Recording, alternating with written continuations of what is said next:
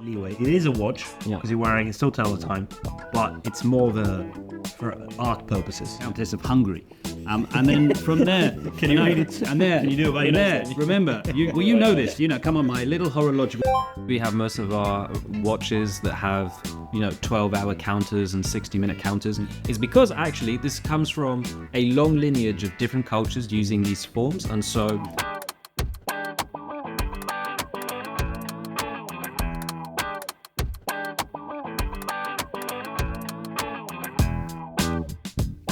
Hello and welcome to Touch My Clock. We've got an exciting episode today because, as you can see from our wrists, we're not wearing any watches. And why is this?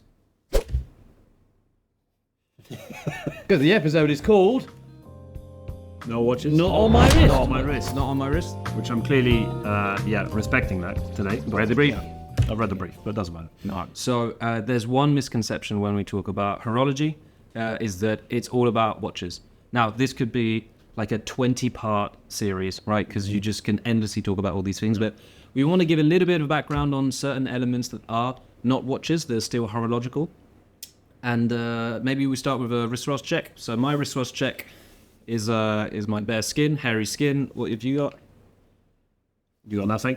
And I've not respected... And here we are. I've not respected... Not on my wrist. Ta-da! So I thought, out of watches, this is quite obscure and very different. And I say it's a different way of telling time, and it's more about an art piece than actually telling the time. I mean, for anyone who can actually see, it will be very tough for anyone to actually figure out what the actual time is on this watch. Okay. And this is something that I got custom made from someone, which is pretty amazing. And you get to completely choose everything, the case, the strap, what you want on the dial. And here, actually, the arrows is technically supposed to be the aircraft, which is the aircraft I trained on. And then there's a lightning bolt as well, which does the minutes. What's the brand? Coney watches. Coney watches. So, And he makes one by one. He just makes one man-made. one He brief. uses microscopes to make everything, every little detail by hand. It's pretty astonishing to me. And I've seen some of the other watches he's done, which is like mountains and skiing and cutlery and Japanese koi fish. It's truly amazing. So I thought it was a kind of a leeway. It is a watch because you're wearing it, still tell the time, but it's more for art purposes. Yeah. And it tells the time in a sexagesimal way. So, why do we have most of our watches that have 12-hour counters and 60-minute counters? Is because actually this comes from a long lineage of different cultures using these forms, and so sexagesimal basically means the number 60, right? So dividable by 60. Yeah. So what's pretty cool with the number 60 is that actually there's a mathematical term for that type of number, but it is divisible by 2, it's divisible by 4, by 10, by 12, by 15, by 20, by 30. It's super, super divisible. Yeah. And two numbers that work like this are 60 and 12. They're hyper divisible numbers. Yeah. Now, I know for a mathematician, they're probably looking at me saying, Max, you completely forgot the point of the whole system. But if you look at Sumerian culture, 2,000 years before Christ, they were using a sexagesimal system. If you look at, I believe it was Egyptians, 1,500 years before Christ, you could see on some dials, they would use 2 units of 12 for the morning and afternoon. And then depending on if the day was shorter or not shorter, they would use these kind of things. And it's kind of fascinating to know that if you look at different cultures, they were using essentially the same system. So there is logic with using 60. It's not because we decided it's a For the fun of it, Yeah. Why not? So sextant, I guess, was called that because of the number 6. I would guess probably from Latin sex. Sex. Yeah. On the beach. La, la, la, la, sex. I'm completely derailed already. So what isn't a watch then? What's horological and not a watch? So we're going to talk about a couple of things. We're going to talk about clocks. We're going to talk about wrist watches. We're going to talk about pocket watches. We're going to talk about, when I was at university, I did an entire small project about horology. And through that, I realized the insanity of, you got the first clock around the Renaissance time, but before this, you'd have cultures that would use the most insane elaborate systems. One of my favorite ones was a water clock. It was basically a big tower, and they knew because the water would fall at a specific point, and they would use that. They'd do it at a specific rate, so they would know that within 1 hour it would be filled, and they would use that to count time. Pretty amazing. And to the same degree, although I think it's a bit overpriced, are actually massively overpriced. You know the Mark Newson Hodinkee, like the what would you call it again? Where it's like small metallic pebbles that come down. Hourglass. It's hourglass. There we go. Oh yeah, that 10 grand hourglass one. Yeah, I think that's silly. But the hourglass in itself is another. It's Another another kind of, measurement of time. it would be pretty cool, not this one, but if there's a well-decorated one to have that kind of like sand timer. Lots of measurement of time. No, it's awesome. So what should we start with? I actually, just before, I wanted to share something. This is going to be one of my first non-watch purchases that I had, and I was obsessed with this thing. And this is a little bird that will tell you the time. And the way that it works is you basically wind it from below, and it's a glorified clock, but in the same sense that if you buy like a Jacques Rose watch. Yeah, that's what I was going to say. I could also be proud of them with you powdering them. And this is kind of cool. So you twist it from below, and it doesn't work when it's not perfectly uptight, but you can see. You're telling us it's broken. There we go. Just a little birdie. That's quite cool. So yeah, but that would just consider that's a clock. Yeah, it's a glorified. Yeah, I guess. Or pocket watch with a extended arm. To tell that. It shows you the amount of wonders you can just purchase on eBay. Yeah, as well. You can buy something random. Shit. I don't think this was Treasure over £20, and it just That's cool. It's a cool piece of history. it's super unique. Actually, I think it cost 50, but No, well, 20. but I think for that piece, I think that's well worth it as a beautiful piece. And We wanted to talk about pocket watches. so pocket watches. But I think before that, because what I'm going to talk about is pre Okay. pocket watch. Does it go on your What wrist? do you want to talk about? No, it doesn't go on there. Okay, and let's do this. So I'm going to talk about marine chronometers. Okay. So always from up until the 1700s, the only real way of keeping time was with pendulum clocks. So they're very large, bulky, and you can't really bring them around. And as we know, a ship in the 1700s is not the most stable platform. So pendulum would just lose time and wouldn't be able to. Yeah, that's how a pendulum works. So it wouldn't be able to keep time. It wouldn't be working. Arm up.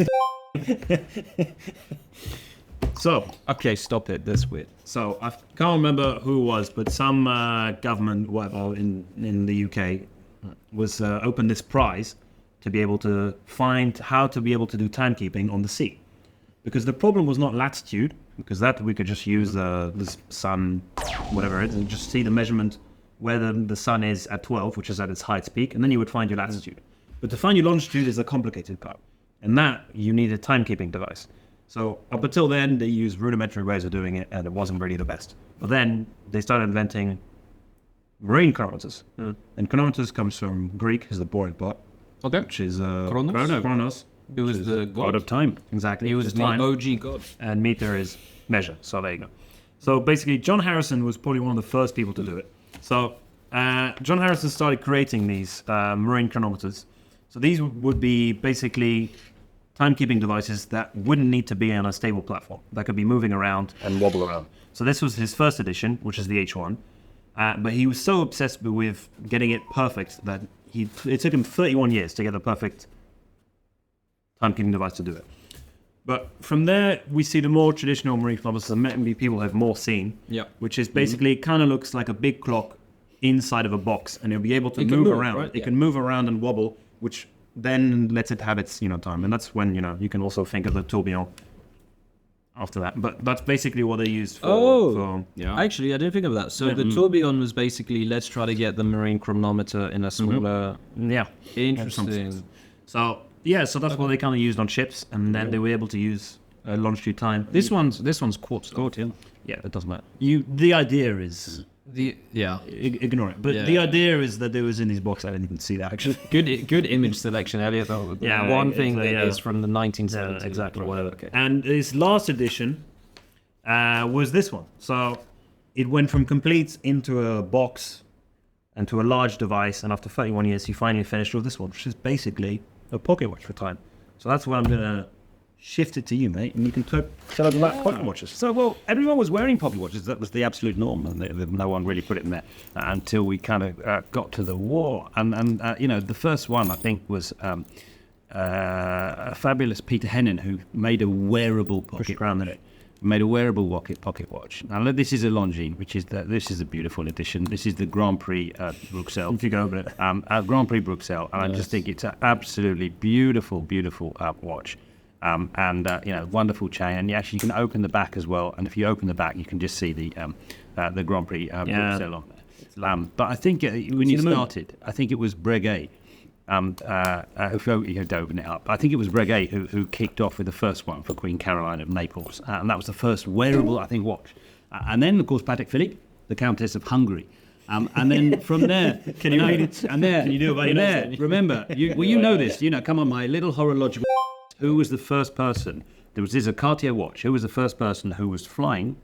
Yeah, who wanted his hands to be able to free and not have to pull out his pocket watch. Horloge Schwarzenegger. Yep. Close, come on, you know this. Santos Dumont. Santos Dumont, exactly. So he created this. This piece that was there, and now all of a sudden, now They have a picture. that born the real desire to actually have pocket watches on the wrist. I mean, I have some. If I go in my pockets, I've got extra ones myself, just so we can see. Just for the fun of it. yeah. So this is a nice little gold one that I got. British. Is it actually gold? Or is it Yeah, it's plated. gold plated? Well, I don't know actually. And this is a small chronograph that I actually got. So even you got your normal timekeeping devices, and then you can just get a little chrono. And these are not very expensive. I think everyone who owns a watch collection should buy a pocket watch. Because I don't think you're a collector without one, right, Max? No. And I would actually bring it further Because you don't have one. because I've got something more Oh, interesting. you do have one actually. So, in the same vein as, Santos Dumont wanted something to carry on, let's say you have your keys. Why don't you just have a keychain watch? So this is basically a pocket watch. It's a pocket watch, but designed specifically to be on a key. What I love about this is that I still have the papers from... Yeah, that's really cool. And That's so... fabulous. I They can had see loads the of actual- iterations of that. Even doctors have like this attached thing because they couldn't have wristwatches Yeah. because of the cleanliness and for the operation. So they could attach it to their jacket and have this watch there that would be upside down so they could read it. Yeah. Just flip it up. There's absolute logic behind that. Yeah. So this is all about watches that you don't wear on your wrist. So I'm actually wearing another timepiece, and it's not on my wrists, and it's not in my pockets.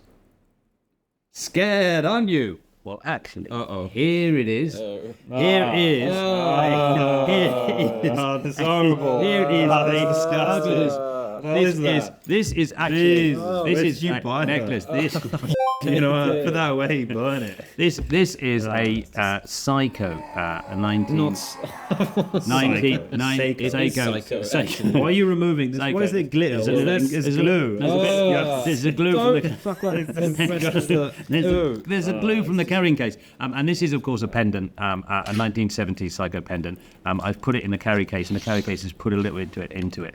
That's just weird. A little bit of glues, but there's the piece. What I do like about this, actually, you can see you've got an open movement. So it's a manual wind, but you can see the movement. You can see the movement through, which I think is really, I think is really quite cute. And clearly, this probably isn't for men, but I do think it's a lovely way of just wearing a nice timepiece. That is really quite cute, and just adds So to the you story went, about you went from a Longines to this. yeah.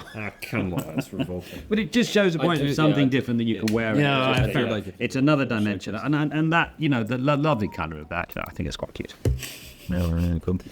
Plastic. I wanted to show two things actually very quickly because this is the part of the video where it's what would I like to buy next if I get a bonus.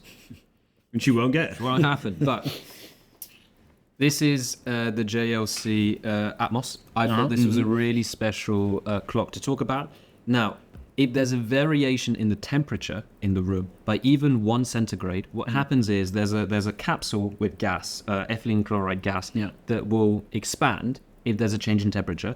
That capsule is connected to basically like a chain, and that chain then pulls the mainspring. It pulls it so strongly that it can basically charge it for about 48 hours for one change in centigrade. Now, this is a JLC, Je gère le culte, timepiece. I didn't know this. How So it's fully powered by temperature change. you can buy these cheaper than most JLC watches.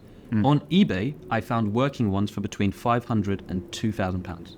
Which, really if you cool. if you think about the fact that this is basically a perpetual it's a perpetual clock. Petrol machines are real. Well, this is the closest you'll get to a perpetual machine, and you can get this for 500. Yeah, that's it pretty makes you realize sometimes when people have a certain allocated budget for buying a watch, you wonder, what if you spent it on something else? Yeah, you don't necessarily have to get a wristwatch. I see you got something else there. Speaking of, Which this I know of. so all of the examples we showed were fairly classic in style, some prettier than others. This is something that's very contemporary. So you've got two brands here. So Lippe and Lippe Manufacture, and you've got MB&F. They produce, MB&F produces fantastic watches and crazy watches, but they also produce timepieces. Now, these are super expensive, limited edition, etc., etc. That's my only problem. And the only one, the only one that I would really be interested in, to be honest, is the plane. Didn't they have a revolver as well? They had a working revolver. I would feel weird having Like the hammer works. Yeah, It's quite cool. they have revolvers and guns and grenades and Yeah, but I don't know. What I don't know is like about having exposed movements like that. Like I don't know about the durability. Good point. Because they're all like open, and with the dust and stuff, I'm not sure how that works. But if you spend 30 grand on it, I don't think you. That's going to be an expensive service. I don't think you can. If you can Then afford. on the other end of the scale, If you can afford a 30 grand robot, I mean, come on. I think you don't mind. everyone needs one. Now, going back to a more basic level, let me get you a wooden watch, a wooden clock kit for Christmas, where you made That's true, you actually. made a clock Yeah, it's true. out of little bits. Maybe of wood, we can put a picture. Max will put a picture. which is just a great way actually to understand horology, because you make it yourself. It's true. And you have to put all the think faults and all the it's, pieces, and all of a sudden you've got an The understanding. brand I think is Robot Time. Yeah. And you can buy this wooden clock kit for like 50 pounds more or less, and you build it yourself. There you are. And then you can adjust it so then it keeps time. Then you can see And it the actually springs and the functions. cogs and I like it, but the It's problem pretty cool. is I had a similar one for film, so I wanted to try to build a camera, and you can do a yeah. optical camera, and its wood is too. It's very It's not very perfect. hard to have every not cog perfect, move well, and if certain parts were, To really polish every piece of wood and for it to be like fit perfectly and cut perfectly. it's a not beautiful sculpture, but It's nice as a statement piece, not as a actually functioning clock. yeah. It's cool. This could be done in, like, I could talk about this for several other episodes. I think another time I want to go over one of the projects I was mentioning I did during my master's, where I actually built up a prototype That's true, yeah. clock. And I think we could bring it here. Put an image. No, I think I'm going to keep it secret, but we can bring it in and kind of explore it and have fun with it. And yeah, but for now, So that's pretty good. to allow us to reach more people and share our passion for horology and affordable horology, please like, please subscribe, please comment. And Thanks. it's goodbye from me, and it's Goodbye from Max. Goodbye from Eliot. Cheers. Ciao, ciao. See you. well done.